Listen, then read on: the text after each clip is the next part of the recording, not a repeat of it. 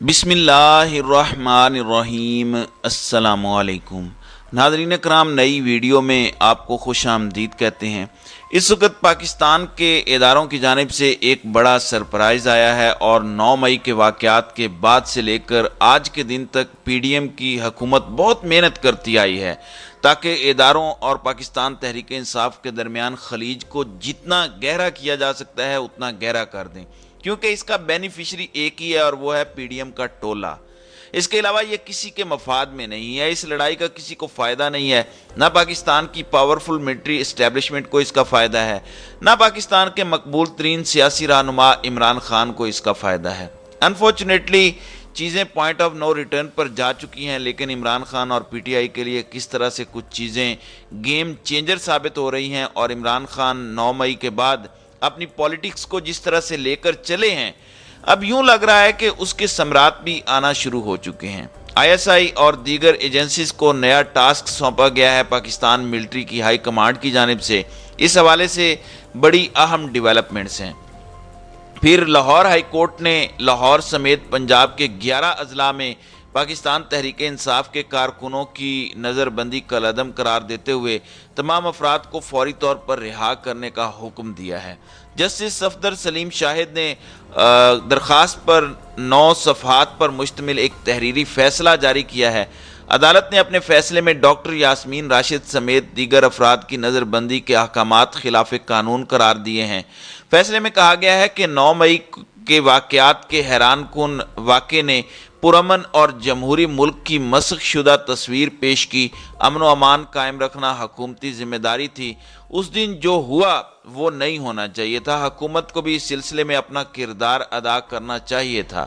عدالت نے لاہور، وزیرآباد، جھنگ، شیخوپورہ، حافظ آباد، سیالکوٹ، منڈی بہاؤالدین، گجرات، ننکانہ صاحب، گوجرانوالا اور نارووال میں پی ٹی آئی کارکنوں کی نظر بندی کو کالعدم قرار دیتے ہوئے فیصلے میں کہا کہ 9 مئی کو سیاسی لیڈرز کی گرفتاری پر ملک بھر میں افسوسناک رد عمل آیا۔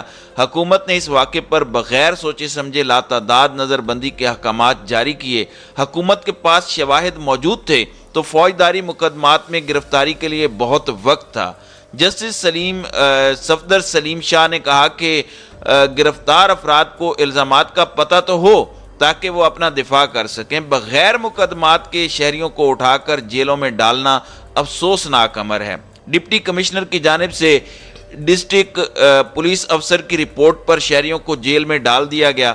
ڈپٹی کمشنر کا نظر بندی کا فیصلہ خود مینٹیننس آف آرڈر کے 1960 کے سیکشن 3 کی خلاف ورزی ہے۔ فوری طور پر ان افراد کو رہا کیا جائے۔ اب یہ حکم تو ناظرین کرام آ گیا، لیکن اب نظر بند افراد کو کسی اور مقدمے میں نہ گرفتار کر لیا جائے، یہ الگ بات ہے۔ اس کے لیے پریس کانفرنس کی ایک شرط ہے جسے میں یہ سمجھتا ہوں کہ پاکستان کی پارلیمنٹ کو ایک احسان کرنا چاہیے، اور پاکستان کی پارلیمنٹ کو اسے پاکستان کے قانون کے اندر ڈال دینا چاہیے، آئین کے اندر ڈال دینا چاہیے کہ جو بندہ نظر بند ہے یا گرفتار ہے اس پر جتنے مرضی سنگین الزامات ہیں، چاہے اس پر فوجی تنصیبات پر منصوبہ سازی کے الزامات ہیں، لیکن اگر وہ ایک پریس کانفرنس کرے اور عمران خان نامی ایک شخص اس سے وہ اپنی راہیں جدا کرنے کا کہے اور کہے کہ میرا اس سے کوئی تعلق نہیں ہے، تو اس کے اگلے پچھلے سارے گناہ معاف ہو جائیں۔ ملک میں اس وقت یہی سچویشن بنی ہوئی ہے۔ اب ناظرین اکرام، فواد چودھری والی کل کی ڈیولپمنٹس آپ کے سامنے ہیں، کس طرح وہ ایکٹیو ہوئے اور معاملات ہوئے۔ اس وقت ان تمام تر معاملات میں حکومت سپوائلر کا کردار ادا کر رہی ہے۔ میری ناقص رائے کے اندر 9 مئی کے 2 ویژولز انتہائی دلخراش تھے۔ ایک، جس طرح سے عمران خان کو ذلت آمیز طریقے سے گرفتار کیا گیا، اور پھر جس طرح سے آرمی پراپرٹیز کو آگ لگائی گئی۔ اب جو ہوا سو ہوا۔ اب اس میں جو قصوروار ہیں ان کے ساتھ بے شک آئین اور قانون کے مطابق آنی ہاتھوں سے نپٹا جائے۔ پتہ بھی ہونا چاہیے کسی بھی پرامن معاشرے کے اندر، کسی بھی جمہوری یا آئینی اور قانونی ملک کے اندر یہ چیزیں نہیں کی جا سکتی، اس کی گنجائش نہیں ہوتی۔ لیکن رانا ثناءاللہ کی سٹیٹمنٹ دیکھ لیں، وہ کہہ رہے ہیں کہ 9 مئی کو انہوں نے لیپ ٹاپس اور کانفیڈینشیل ڈاکومنٹس بھی چوری کیے۔ وہ کون ریکور کرے گا؟ اور ظاہری بات ہے وہ آرمی کرے گی، کوئی اللہ دیتا تو آ کے نہیں کرے گا۔ اس لیے آرمی ایکٹ لگنا چاہیے، اور جس نے موٹیویٹ کیا، جس کے کہنے پر یہ سارے عوامل ہوئے، جس کے کہنے پر یہ سب کچھ ہوا، اس کے ساتھ یہ ہونا چاہیے، وہ ہونا چاہیے۔ پھر جاوید لطیف کہتے ہیں کہ 9 مئی کو شرپسندی کے لیے بیرونی سازش اور واقعات میں ملوث افراد کے خلاف قانونی کارروائی کے لیے ثبوت موجود ہیں۔ ریاستی اداروں کو پی ٹی آئی کی بااثر خواتین کے بیرونی رابطوں کا بھی علم ہے۔ آئندہ شرپسندی کے واقعات سے بچنے کے لیے 9 اور 10 مئی کے ماسٹر مائنڈ کو کیفر کردار تک پہنچانا ہوگا۔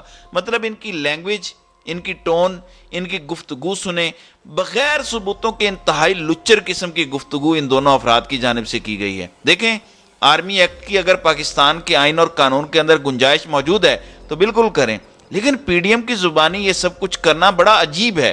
گراس روٹ لیول پر تو پولیس یہ سب دیکھ رہی ہے، اور پولیس نگران پنجاب حکومت کے نیچے ہے جو خود پی ڈی ایم کا حصہ ہے، تو اس میں سے پولیٹیکل وکٹمائزیشن کا عنصر اس پورے کے پورے سناریو کو نقصان پہنچا رہا ہے۔ جنہوں نے غلط کام کیے ہیں، جنہوں نے اس میں کھلواڑ کیا، اس پر کارروائی کریں، لیکن جب اس میں بے گناہوں کو پھنسائیں گے محض اپنے پولیٹیکل وینڈیٹا کے لیے، جو کہ یہ حکومت کھل کر بھی رہی ہے، تو انتہائی افسوسناک بات ہے۔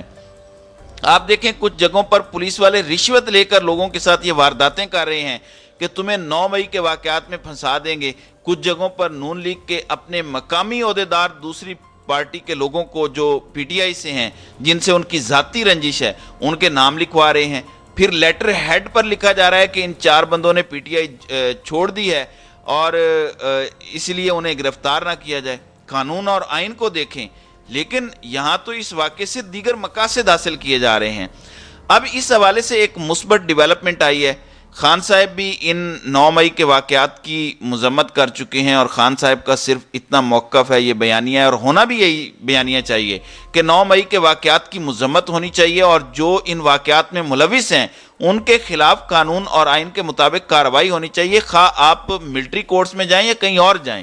اب پاکستان کی ملٹری اسٹیبلشمنٹ نے ایک فیصلہ کیا ہے کہ ایک کمیٹی بنائی جائے گی جسے خصوصی ٹاسک دیے جائیں گے۔ اس میں پاکستان کی افواج کے نمائندگان ہیں، اس میں پاکستان کی خفیہ ایجنسی ISI ہے، اس کے ساتھ MI بھی ہوگی، اور یہ لوگ ان واقعات میں ہونے والے مختلف چیزوں کا باریک بینی سے جائزہ لیں گے، اور لوگوں کی کچھ کیٹیگریز بنائی جائیں گی۔ مثلا ایک شخص کور کمانڈر ہاؤس کے اندر موجود تو تھا، لیکن وہ بس کھڑے ہو کر تماشا دیکھ رہا تھا، یہ ایک الگ کیٹیگری ہے۔ اور جو شخص اندر موجود تھا اور توڑ پھوڑ کر رہا تھا، جلاؤ گراؤ کر رہا تھا یا سامان چوری کر رہا تھا، اس کی ایک الگ کیٹیگری ہے۔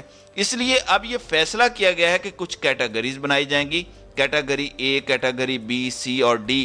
اب کیٹیگری A کے لوگوں کو ان کے کیے کے مطابق سزا دی جائے گی، اور جو بے گناہ ہیں یا جن کا جرم کم ہے ان کو اسی طرح سے ٹریٹ کیا جائے گا۔